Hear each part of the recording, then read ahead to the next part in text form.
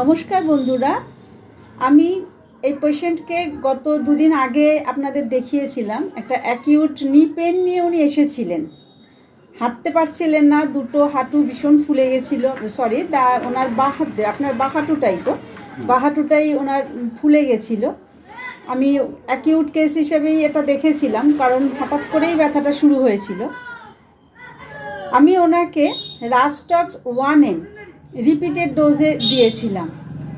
তো বন্ধুরা, উনি এই ওষুধ খাওয়ার পর কেমন আছেন সেটা ওনার মুখ থেকে আপনারা শুনুন, এবং হাঁটুটা দেখুন আগের তুলনায় ফোলাটা কতটা কমে গেছে।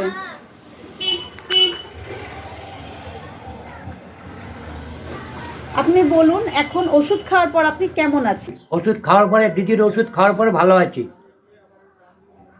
হ্যাঁ, এখন হাঁটতে চলতে পারছি।